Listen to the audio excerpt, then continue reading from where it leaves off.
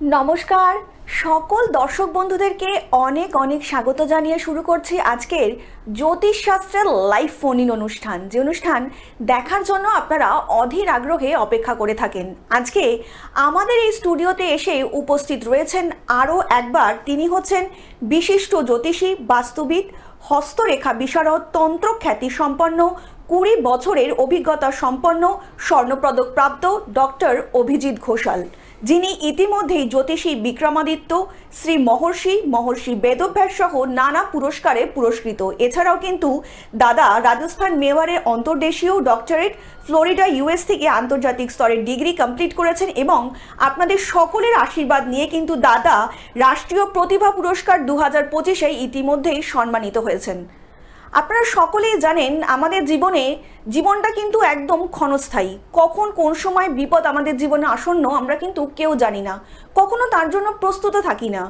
তার জন্যই আমরা বলছি যে যখন আমাদের জীবনে বিপদ আসবে, সেই বিপদ থেকে আপনি কিংবা আপনার নিজের মানুষটিকে কি করে সেখান থেকে মুক্তি দেবেন, কি করে পরিত্রাণ দেবেন, তার সব জায়গার একটাই উত্তর, সেটা হচ্ছে ডক্টর অভিজিৎ ঘোষাল। ডক্টর অভিজিৎ ঘোষাল মানেই কিন্তু আপনার আমার সকলের একটা নির্ভরযোগ্য জায়গা, জীবনে উন্নতির পথ। তো চলুন আজকের এই লাইভ অনুষ্ঠানে আরও একবার আমরা স্বাগত জানিয়ে নিচ্ছি ডক্টর অভিজিৎ ঘোষালকে। দাদা, আজকের এই অনুষ্ঠানে আপনাকে অনেক অনেক স্বাগত। নমস্কার দর্শক বন্ধুরা, আমি ডক্টর শ্রী অভিজিৎ ঘোষাল আজকে আবার আপনাদের সামনে এসেছি এটা বলতে যে জ্যোতিষ আলো, সেই আলোয় থাকুন। জ্যোতিষের আলোয় যদি আপনারা থাকেন, আপনাদের যে অন্ধকারময় জীবন সেটা আলোকিত হবে এবং আপনারা অনেক সুরাহা পাবেন। আজকে এই অনুষ্ঠান শুরুর আগে আমি যে মন্ত্রটি দিয়ে শুরু করব সেটা হচ্ছে ত্রম্বকং যজামহে সুগন্ধিম পুষ্টিবর্ধনম উর্বারুকমিব বন্ধনাৎ মৃত্যুর্মোক্ষীয় নমামৃতৎ। এর অর্থ হলো যে হে ত্রিদেবের অধীশ্বর, মানে যে দেবাদিদেব মহাদেবের উদ্দেশ্যে আমাদের এই মন্ত্র। এতে কি বলা হচ্ছে যে আপনাকে আমরা ধন্যবাদ জ্ঞাপন করছি যে আপনি আমাদের পুষ্টি, খাদ্য, রূপ, রস, গন্ধ দিয়ে এই ধরায় পাঠিয়েছেন। সেগুলো আমরা নিয়ে আমাদের জীবন অতিবাহিত করছি এবং আমাদের এই যে মানুষরূপী জীবন, এই জীবন সমস্ত মোহ মায়া যেন ত্যাগ করে আমরা আপনার চরণে যেতে পারি, সেই জন্য আপনি আশীর্বাদ করুন। তো যাই হোক, আজকে আমি শুরুতেই বলি যে জ্যোতিষ আলোয় থাকুন, আলোয় থাকলে আপনারা ভালো থাকবেন। দাদা, আমরা যে আলোচনাটা আগের দিন করছিলাম সেটাই একটু কন্টিনিউ করি আর কি। আপনি যেটা বলছিলেন নক্ষত্র অনুযায়ী জন্মের বৈশিষ্ট্য, এটা যদি আজকে একটু বিস্তারিতভাবে বলেন। আগের দিন আমি শুরু করতে গিয়েও আমি কিছু বলতেই পারিনি, এত ফোন ঢুকেছিল। দুটো জিনিস বুঝতে হবে যে একটা মানুষ যখন পঞ্চাঙ্গ অনুযায়ী জন্মগ্রহণ করে, দেখবেন আপনারা কেউ জন্মগ্রহণ করলো, তার জন্য পঞ্জিকা দেখা হয়। পঞ্জিকে 5টা অঙ্গ আছে, যেটার ওপর নির্ভর করে একটা জাতকের বৈশিষ্ট্য হয়, সে কীরকম হবে বা কেমন হবে। তো এর আগে আমি কোন দিনে জন্মগ্রহণ, মানে কোন বারে জন্মগ্রহণ করলে কীরকম হবে সেটা বলা হয়েছে, কোন তিথিতে জন্মগ্রহণ করলে সেটা বলবো। আজকে আমরা যেটা আলোচনার বিষয় সেটা হচ্ছে কোন নক্ষত্রে জন্মগ্রহণ করলে কিভাবে কি চলবে। তো আমরা জানি যে আমাদের যে চার্টটা থাকে সেটা হচ্ছে 360 ডিগ্রিতে বিভক্ত এবং 12টি রাশি তার মধ্যে আছে, যে কারণে প্রত্যেকটা রাশি 30 ডিগ্রি করে হয়। 30 × 12 360 ডিগ্রি হয়। প্রত্যেককে আপনারা বলি যে আমাদের এই যে 360 ডিগ্রির মধ্যে 27টি নক্ষত্র আছে। 27টি নক্ষত্র আছে। 27টি নক্ষত্রের একটা নক্ষত্রে জন্ম হলে তার এক রকম দশায় এসে, মহাদশায় এসে জন্মগ্রহণ করবে। একটা নক্ষত্রের একটা অধিপতি হয়। সেগুলো আমি আস্তে আস্তে আলোচনায় আসছি। প্রথমে বলি আমাদের যে প্রথম নক্ষত্র সেটা হচ্ছে কি নক্ষত্র? অশ্বিনী। অশ্বিনী কোন জায়গায় থাকে? অশ্বিনী ভরণী এবং কৃত্তিকার কিছু অংশ, এটা নিয়ে হচ্ছে মেষ রাশি গঠিত। আমি একটা রাশি ধরে আমি আজকে বলবো। কি একজন কি লাইনে আছে? একদম। আচ্ছা, হ্যাঁ বলুন, কি আছেন? হ্যাঁ নমস্কার, কে বলছেন? হ্যাঁ বলুন, ছেলের নামটা বলবেন একটু জোরে বলবেন ম্যাডাম, টিভির ভলিউমটা একটু মিউট করে দিন। আচ্ছা বলুন ম্যাম। কি নাম চক্রবর্তী? অভি চক্রবর্তী। আচ্ছা, অভির জন্মসাল? 16/11/1999। হ্যাঁ, জন্ম সময়? দুপুর 12টা 22, দুপুর 12টা 22। জন্মস্থান? কলকাতা। কলকাতা। বলুন কি জানবেন? চাকরিটা কবে হবে, মানে চাকরি নিয়ে প্রবলেম। মানে কেরিয়ার সম্বন্ধে জানতে চাইছেন তো? একদম একদম। আচ্ছা, এর আপনি রাশি শুনতে লগ্ন আপনি থাকুন। জানেন? হ্যাঁ, রাশি বা লগ্ন জানেন আপনি? হ্যাঁ, রাশি হলো কুম্ভ, মকর রাশি, কুম্ভ লগ্ন। মকর রাশি কুম্ভ লগ্ন, মকর রাশি, হ্যাঁ মকর রাশি কুম্ভ লগ্ন, ঠিক আছে। তো বলি এ কুম্ভ লগ্নের জাতক, অর্থাৎ এর লগ্ন যে অধিপতি সে হচ্ছে শনি। হ্যাঁ, আপনি দেখবেন এর শনিটা মেষের ঘরে বসে আছে নিচস্থ হয়ে। হ্যাঁ, বুঝতে পেরেছেন? তো এর জীবনে সমস্ত কিছু প্রাপ্তিতে এ দেরিতে হবে। যা আজকে হওয়ার কথা সেটা 1 মাস পরে হবে, যা 1 মাস পরে হওয়ার কথা সেটা 1 বছর পরে হবে। হ্যাঁ, শনির প্রতিকার এর জন্য মাস্ট। রবি এর নিচস্থ, রবির প্রতিকার মাস্ট। এ ইন্টেলেকচুয়াল ছেলে, কিন্তু এর যে জ্ঞান বুদ্ধিটা না, সেটা কিন্তু ঠিক জায়গায় ইমপ্লিমেন্ট পাবে না। এ মানে যা যা করেছে তার যে ফল হয় না, বুঝতে পেরেছেন, সেই ফলটা এর জন্য ভালো নয়। একবার কাইন্ডলি কোনো ভালো জ্যোতিষকে দেখিয়ে এর প্রতিকারগুলো করুন, না হলে কিন্তু এর জীবনে অস্থিরতা অনেক রকম আছে। আর এর জন্য মানে আপনি চিন্তা করে করে আপনার একদম মাথা খারাপ হয়ে যাবে। না, এমনি প্রতিকার তুমি করানো আছে, চুনি করানো আছে, তারপরে পোকরাজও করানো আছে। আমি বলি যে ম্যাডাম একটুখানি যদি সম্ভব হয় একবার, তাহলে আমার নাম্বার আছে, একটু যোগাযোগ করে নেবেন, আমার মনে হয় বেটার হবে। হ্যাঁ, আমি বলি যদি কারোর লাইফে এই কলিতে শনি যদি নিজস্ব হয়, বুঝতে পেরেছেন, এবং রবি যদি নিজস্ব হয়, রবি শব্দের অর্থ কি? রবি শব্দের অর্থ হচ্ছে সূর্য, জানেন তো? তো আপনি আজকে চিন্তা করে দেখুন, যদি কারোর লাইফে রবি নিজস্ব হয়, দেন তার লাইটটাই তো জিরো হবে না, ঠিক আছে? ওর যে প্রপার লাইটটা পাওয়ার দরকার, আর আপনি যদি অন্ধকার ঘরে থাকেন তাহলে তো আপনাকে হাতড়াতে হবে না। হ্যাঁ, তো ইন দ্যাট সেন্স আমি বলি যে একটুখানি কাইন্ডলি যদি পারেন যোগাযোগ করে নেবেন। মানে এটুকুনি বলতে পারেন যে you will get good result. আপনার স্ক্রিনে যে নিচে যে দাদার যে বুকিং নাম্বারটা যাচ্ছে, সেই বুকিং নাম্বারে ফোন করে আপনি কিন্তু চলে আসতেই পারেন। অভির জীবন যদি সুন্দর করে গড়তে চান আপনি। অনেক ধন্যবাদ আপনাকে। আপনাদেরকে আরও একবার জানিয়ে রাখি, যারা ডক্টর অভিজিৎ ঘোষালকে দেখাতে চাইছেন তারা বুকিং করুন 9836019619, 9143074028 নাম্বারে। এছাড়া দাদার চেম্বার রয়েছে ধামসিয়া ঝন্টিগালি শ্রীতলা আশ্রমে, ঘোষালপাড়া জলার ধারে, পাঁচলা ধামসাই ইন্ডিয়ান ব্যাংক থেকে ঠিক 5 মিনিটের হাঁটা পথে। আপনারা অনেকেই জানেন যাদের যেসব ভক্তবৃন্দদের কিন্তু গ্রহদোষ রয়েছে, সেই সকল যে ভক্তবৃন্দ রয়েছেন তাদের গ্রহদোষ নিবারণের জন্য কিন্তু প্রত্যেক অমাবস্যায় দাদা একটা হোম যজ্ঞ করে থাকেন। তাই যেসব ভক্তবৃন্দদের গ্রহদোষ রয়েছে তারা কিন্তু অবশ্যই এই হোম যজ্ঞের মাধ্যমে নিজেদের গ্রহদোষকে কাটিয়ে নিতেই পারেন।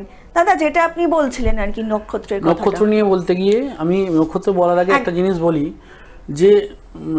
যে কোনো লাইনে যে কোনো লাইনে যারা আমরা আছি, প্রত্যেক কথা আমি যেটা বিশ্বাসী সেটা হচ্ছে আপনাকে নিজেকে পলিশ করতে হবে। হ্যাঁ, প্রত্যেকটা মুহূর্তে আপনাকে নিজেকে পলিশ করতে হবে।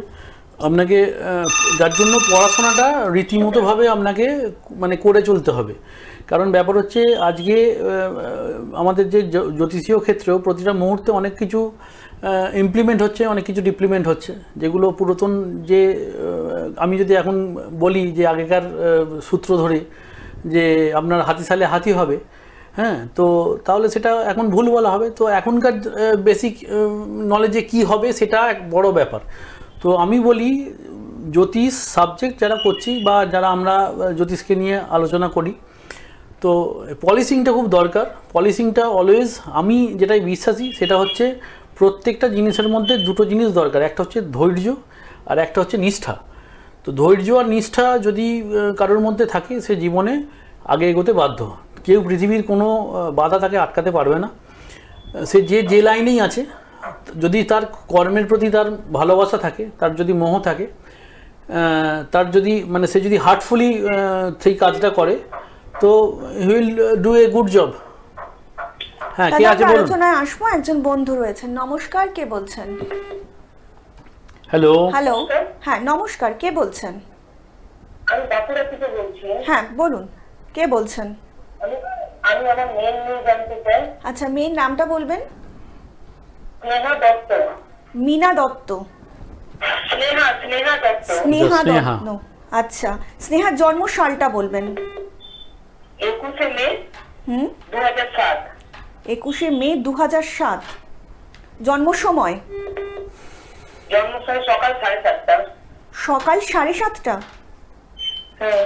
আচ্ছা, জন্মস্থান? দুমকা, ঝাড়খণ্ড। ঝাড়খণ্ড। বলুন কি জানবেন? মেয়ের পড়াশোনার ব্যাপারে জানতে চাই, মেয়ের কেরিয়ারের ব্যাপারে। আচ্ছা ম্যাডাম, আগে বলি Career। 2007 নিট পরীক্ষা এক্সাম দিয়েছে, নিটের ছিল তো, নিট জিমের সবই দিয়েছে। কেরিয়ারটা জানতে চাইছেন? একদম একদম, শুনতে থাকুন, দাদা বলছেন। আচ্ছা, আপনার মেয়ে নিট দিয়েছে, আর কি বললেন, জেই দিয়েছে?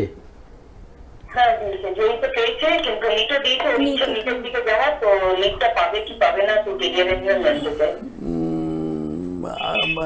আগে জিজ্ঞেস করুন ওকে যে ওর পরীক্ষাটা যে অর্থে ও ভেবেছিল সেই অর্থে হয়েছে কি, এটা একবার জানার ব্যাপার আছে। হ্যাঁ, ও তো বলছে ভালো স্টুডেন্ট, কখনোই খারাপ তো বলবে না, বলছে ভালো, এবারে দেখি। কিন্তু আমি বলি এই মেয়েটার যেটা প্রবলেম, দেখুন এই মেয়েটার রবি বুধরা ব্যয়স্থানে বসে আছে, ঠিক আছে, এর লগ্নে শুক্র, ব্যয়পতি শুক্র লগ্নে, এর যেটা পাওয়ার জায়গাটা মেডিকেলটা ম্যাডাম একটু কঠিন আছে, বুঝলেন, মেডিকেলটা একটু কঠিন আছে, মেডিকেলটা পেতে একটু বেগ পাবে, মেডিকেল পাবে না। চান্সটা খুব খুব স্ট্রং নয়, বুঝতে পেরেছেন? কারণ ব্যাপার হচ্ছে দেখুন এই বছরটা না মঙ্গলের বছর, এবং মঙ্গলটা খুব ড্রাস্টিক, সবাইকার যাদের মঙ্গল পীড়িত হয়ে আছে তাদের জন্য খুব একটা সুখকর এবছর মঙ্গল দিচ্ছে না। চারিদিকে দেখতে পাচ্ছেন যুদ্ধ, চারিদিকে দেখতে পাচ্ছেন বিভিন্ন কি বলে অ্যাক্সিডেন্টের একটা অরাজকতা, অ্যাক্সিডেন্ট হচ্ছে প্রচুর।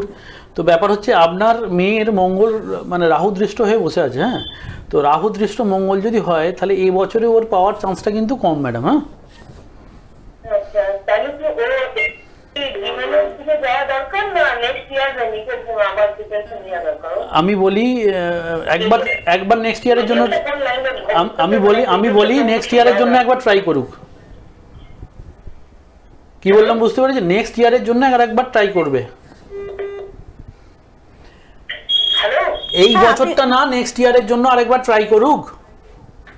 কিন্তু ও যে বলছে আমি একটাই বলতে চাইছে না, যেহেতু আমি পেয়ে গেছি জিমেনে, তাহলে যদি না পাই তাহলে জিমেনে চলে যাব। ম্যাডাম এত না, আমি একটা কথা বলি শুনুন ম্যাডাম, আমি এই ব্যাপারটায় আমি খুব স্পষ্ট কিছু জায়গায় বলতে চাই। হ্যাঁ, ব্যাপার হচ্ছে চুজ ইজ মানে হার্স আর কি, যার ওর চিন্তা ভাবনাটা ওর উপর কিছু নতুন করে চাপিয়ে দেওয়ার নেই, ঠিক আছে। এবছর যদি আপনি নিট পাওয়ার কথা বলেন তাহলে চান্সেস খুবই কম, তাহলে যদি ও মনে করে যে না জিএমএন যাবে তাহলে দেন মানে সি ক্যান গো, বুঝতে পেরেছেন? আমি বলছি কেরিয়ারের জন্য দেখুন এই যে প্রবাবিলিটি না, নিট আপনাকে দুটো জায়গায় বুঝতে হবে, নিট নট এ গেটেবল, মানে খুব সহজলভ্য তো নয়, কি বলছি বুঝতে পেরেছেন? তাহলে ও যদি একটা ভালো জায়গায় চান্স পেয়ে যায় তাহলে ও ওই জায়গায় এগোক।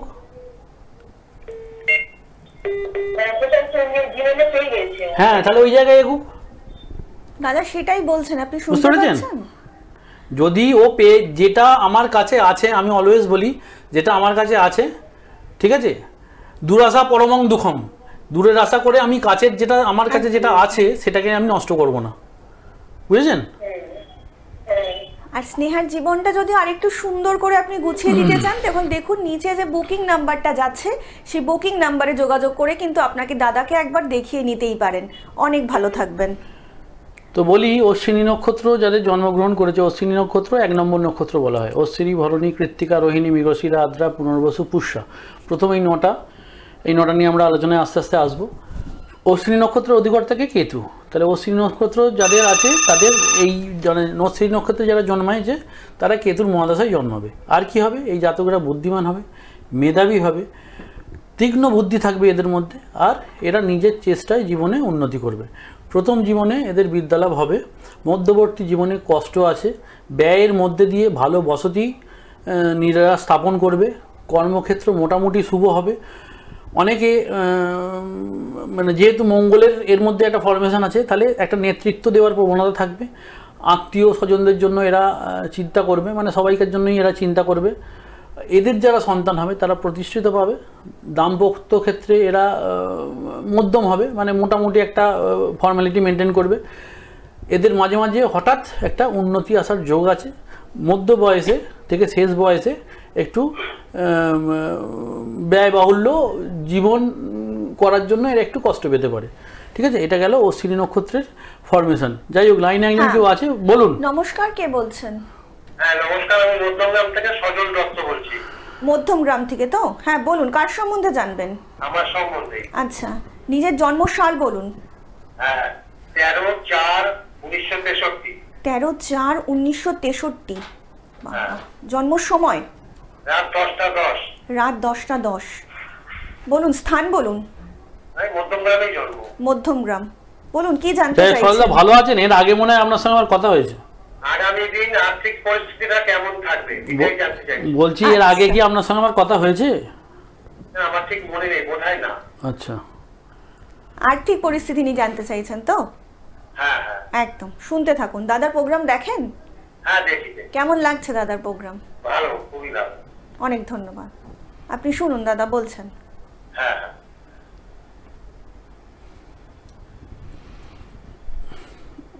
আচ্ছা, সজলদার লগ্ন এ জানেন? হ্যালো, আপনার লগ্ন রাশি জানেন? হ্যাঁ বৃশ্চিক লগ্ন, বৃশ্চিক রাশি। বৃশ্চিক লগ্ন, মানে লগ্ন চাঁদা ছেলে, দেখতে শুনতে ভালো। হ্যাঁ বলছি আয়নার সামনে দাঁড়ালে নিজেকে ভালো লাগে? হ্যাঁ মোটামুটি লাগে। হ্যাঁ খুব মোটামুটি খারাপ লাগে না। সেই তো যাই হোক, আপনার কি বলছেন, কেরিয়ার, তাই তো? হ্যাঁ না ক্যারিয়ার নাই, বয়স 60। হ্যাঁ হ্যাঁ, ওভার হয়ে গেছে। আগামী দিন মানে অর্থটা হ্যাঁ হ্যাঁ, অর্থটা অর্থপ্রাপ্তি। কেমন যাবে? অর্থটা অনর্থ দেবে কিনা, তাই তো? হ্যাঁ, তো আপনার মোটামুটি জীবন কাটবে। হ্যাঁ, প্রচুর অর্থ পাওয়ার মানে কোথাও পড়ে পাওয়া অর্থ পাবেনও না। আর ব্যাপার হচ্ছে যেমন চলছে তেমন চলবে, খুব একটা ভয় পাওয়ার কিছু নেই। ঠিক আছে, আমি আরেকটা প্রশ্ন করছি, আমার একটু জমি রয়েছে, কিছুটা বিক্রি হচ্ছে না।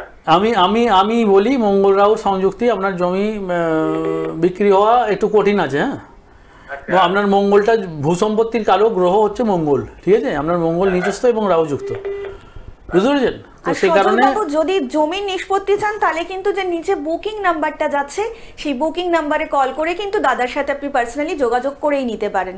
অনেক ভালো থাকবেন। হ্যাঁ দাদা যেটা বলছিলেন আর কি, অশ্বিনী নক্ষত্রের অশ্বিনী জন্য নক্ষত্র বলা হলো, তো অশ্বিনীর পরে আমরা যেটা আসবো দ্বিতীয় নক্ষত্র, সেটা হচ্ছে ভরণী। ভরণী নক্ষত্র। ভরণী নক্ষত্রের অধিকর্তা কি? ভরণী নক্ষত্রের অধিকর্তা হচ্ছে শুক্র। তাহলে ভরণী নক্ষত্রে যারা, শুক্র যদি হয়, শুক্র কি? শুক্র ভোগের কারক গ্রহ। তাহলে ভরণী নক্ষত্রে যারা জন্মগ্রহণ করবে তারা কিসে মানে কিসের মহাদশায় জন্মগ্রহণ করবে? শুক্রের মহাদশায় জন্মগ্রহণ করবে। এদের জীবনে মোটামুটি শুভাশুভ মিশ্র ভাব থাকবে। কিছু সময় ভালো কাটাবে, কিছু সময় এরা খারাপ কাটাবে। এরা পরিশ্রমী হবে, কিন্তু পরিশ্রমী হবে মানে এরা সেই অর্থে যে খুব পরিশ্রমী হবে সেটা না, খুব অল্প কাজ করে একটু বেশি ইনকামের এদের একটা চিন্তাভাবনা থাকবে। মানে মেধা খাটিয়ে ইনকামের এদের একটা প্রবাবিলিটি থাকবে জীবনে। আর কি, এরা জীবনে অনেক রকম সুযোগ পায়, কিন্তু সুযোগের সদ্ব্যবহার এদের সবসময় করতে পারে না। ঠিক আছে, এদের জীবনের প্রথম দিকটা খুব একটা ভালো কাটে না। এদের জীবনের প্রথম দিকটা একটু খারাপ কাটে। মধ্য বয়সে থেকে এদের মোটামুটি আস্তে আস্তে জীবনের উন্নতি ঘটে। অর্থ সঞ্চয় জীবনের শেষ ভাগে এদের জীবনকে সুখকর করে। এরা অর্থ অপচয় করতে পছন্দ করে না। এরা সবসময় অর্থকে আগলে রাখে, কারণ এরা অর্থকে নিয়ে দুশ্চিন্তায় ভোগে। আর এই যারা ভরণী নক্ষত্রের জাতক, তাদের দাম্পত্য জীবনটা খুব একটা সুখকর হয় না। দাম্পত্য জীবনে একটা কলহ অস্থিরতা দেখা যায়। যাই হোক, আমাদের লাইনে কেউ আছে, বলুন। হ্যাঁ নমস্কার, কে বলছেন? হ্যাঁ নমস্কার, আমি দীপ বলছিলাম, মালদা জেলা থেকে। হ্যাঁ বলুন, কার সম্বন্ধে জানবেন? নিজের সম্পর্কে। আচ্ছা, নিজের জন্মসাল বলুন। দীপ। 16/11/2005। 16/11/2005, তাই তো? জন্ম সময় বলবেন। দুপুর 12টা। দুপুর 12টা। স্থান? মালদা জেলা। মালদা। বলুন, কি জানবেন? বলছিলাম আমার কি সরকারি চাকরি যোগ আছে কি নেই? আচ্ছা, চাকরি সম্বন্ধীয়। চাকরির সঙ্গে উচ্চ শিক্ষা। আচ্ছা, আপনি কিছু পড়ছেন এখন? হ্যাঁ পড়াশোনা করছি, আমার এডুকেশন লাইনে যুক্ত। হ্যাঁ, মানে আপনি কি নিয়ে পড়ছেন আর কি? মানে আমার তো মানে সোশ্যালজি অনার্স। Sociology honours. আচ্ছা আচ্ছা, কি বললেন? সরকারি চাকরির সরকারি চাকরির যোগ যোগ আছে আছে। বা উচ্চ শিক্ষা। আমি বলছি সরকারি চাকরির যোগ আছে, উচ্চশিক্ষারও যোগ আছে। ব্যাপার হচ্ছে প্রবাবিলিটি, এই ছকে আপনার প্রবাবিলিটি উচ্চশিক্ষার জন্য একটু কসরত করতে হবে, বুঝতে পেরেছেন কি বললাম? একটু জ্বালা যন্ত্রণা ভোগ করতে হবে, সেই জ্বালা যন্ত্রণা যদি ভোগটা করতে পারেন আপনার উচ্চশিক্ষা হয়ে যাবে। মানে অ্যাকচুয়ালি ব্যাপার হচ্ছে এক এক সময় মনে হবে আপনার, যেহেতু লগ্নপতি শনি, আপনার এক এক সময় মনে হবে যে ভাই এর থেকে ছেড়ে দেওয়া ভালো। কি বলছি বুঝলেন? হ্যাঁ, এবং সরকারি চাকরির যোগ আছে, নেই বললে ভুল হবে, সরকারি চাকরির যোগ আছে। একটু খাটুনিটা বাড়িয়ে দিন, যা খাটছেন তার থেকে খাটুনি বাড়িয়ে দিন, ঠিক আছে? শনি আপনাকে ফল দিয়ে দেবে। কিসে? Teaching line. দীপবাবু আরেকটু ডিটেইলে যদি আপনি জানতে চান তাহলে কিন্তু দাদার যে বুকিং নাম্বারটা নিচে যাচ্ছে সেই বুকিং নাম্বারে ফোন করে কিন্তু অবশ্যই যোগাযোগ করতে পারেন। অনেক ভালো থাকবেন। আচ্ছা, এরপরে আসবো কৃত্তিকা নক্ষত্র নিয়ে। কৃত্তিকা নক্ষত্র এটাও মেষের একটা, কৃত্তিকা নক্ষত্রের পার্ট মেষে পড়ে। তো কৃত্তিকা নক্ষত্রের অধিকর্তা হচ্ছে রবি, তাহলে কেতু হলো, শুক্র হলো, তাহলে কৃত্তিকা নক্ষত্রে যারা জন্মগ্রহণ করবেন তারা রবির দশায় জন্মগ্রহণ করবেন। এরা কি হবে? যথেষ্ট পরিশ্রমী হবে এরা, যেহেতু রবির মানে এদের মধ্যে অ্যাসপেক্ট থাকবে, তাহলে এরা খুব স্পষ্ট বক্তা হবে, খুব সত্য কথা বলতে এরা ভালোবাসবে। আর সেন্স হচ্ছে এই সত্য কথাটা এদের জন্য কিন্তু অনেক সময় বিরূপ আচরণ করবে, কারণ বলছে অপ্রিয় সত্য কথা কোনো সময় বলবেন না, যেটা অপ্রিয় সেই সত্য কথা বলতে নেই। তো এদের জীবনে মাঝে মাঝেই এই সত্য কথা বলার জন্য একটা বাধাবিঘ্ন আসবে। এদের এই ওভার কনফিডেন্স এদের জন্য এই ছেলেদের অনেকে ভুল বোঝে। জীবনে বাধাবিঘ্ন আসলেও নিজের আত্মবল দ্বারা এরা জীবনে উন্নতি করে এবং সফল হয়। আচ্ছা, পাড়া প্রতিবেশী আত্মীয় স্বজনের জন্য এদের সঙ্গে এদের একটা বিবাদ হওয়ার প্রবাবিলিটি থাকে, ঠিক আছে? আর এরা জীবনে যশ বা নাম এটা এদের কাছে একটু কম হয়। এদের নামপত্র ক্ষেত্র মোটামুটি শুভ, হ্যাঁ, মানে শুভ আর অশুভ মিলিয়ে হয়। তো যাই হোক, এটা হলো কৃত্তিকা নক্ষত্রের ফলাফল। অশ্বিনী, ভরণী, কৃত্তিকা তিনটে নক্ষত্র হলো। এরপরে বলি রোহিণী নক্ষত্র। রোহিণী নক্ষত্র আমাদের রাশিচক্রের চতুর্থ নক্ষত্র। রোহিণী নক্ষত্রের অধিকর্তা হচ্ছে চন্দ্র। রোহিণী নক্ষত্রের অধিকর্তা চন্দ্র। তো এই নক্ষত্রের বিচারে আমি বলার আগে আমি দুটো জিনিস আপনাদের বলি, যে এই যে 26শে এপ্রিল আমার মন্দিরে ফলহারিণী অমাবস্যা হবে। ফলহারিণী অমাবস্যার আমি প্রত্যেক দিনই এটা আপনাদের মনে করিয়ে দেব। ফলহারিণী অমাবস্যার একটা বিশেষ তাৎপর্য আছে, কি যে আমাদের মায়ের চরণে আমরা কি জানাই, যে অলমাইটি মা বলুন বাবা বলুন, তাদের চরণে আমাদের জানানোর কি থাকে, যে হে অলমাইটি, আমাদের যে কুকর্ম সেই ফলগুলো তুমি, কুকর্মের যে ফল হয় সেগুলো তুমি তোমার কাছে রেখে দাও, এবং আমরা যে সুকর্ম করছি, আমরা অনেক খারাপের মধ্যেও কিছু ভালো কর্ম করি, সেই সুকর্মের ফল তুমি আমাদের প্রদান করো। তার জন্য কি করণীয়? তার জন্য করণীয় যে কোনো একটা ফল, ঠিক আছে, যে কোনো একটা ফল মাতৃচরণে দান করা, এবং সেই দানটা 1 বছর আপনি সেই ফলটা খাবেন না, কোনো একটা নির্দিষ্ট সংকল্প করবেন। এই আমাদের যে ফলহারিণী অমাবস্যার দিন মায়ের চরণে সেই ফলটা আপনি দান করবেন, এবং সেই ফলটা চেষ্টা করবেন 1 বছর না খেতে, এবং তার বিনিময়ে মাকে বলবেন যে আমি আমার প্রিয় ফলটা আপনার চরণে দান করলাম, এবং তার ফলস্বরূপ আমার যে সুকর্মের যে ফলটা সেটা আপনি আমায় দান করুন, এবং আমার যা মনোগত অভিলিপ্সা সেগুলো আপনি প্রদান করুন। তো যাই হোক, এই অমাবস্যায় প্রচুর ভক্তের সমাগম আমার মন্দিরে হবে। তো আপনারা যদি যোগাযোগ করে আসতে চান, আমার মন্দির সবাইকার জন্য অবারিত। সবসময় বলি যে আসুন, জানুন, তারপরে চিন্তাভাবনা করুন। দাদা, আজকের মতন আমাদের আলোচনা এখানেই শেষ করতে হচ্ছে। সকলে অনেকে ভালো থাকবেন। দেখা হবে আপনাদের সঙ্গে, সবার সঙ্গে আগামী পর্বে। নমস্কার।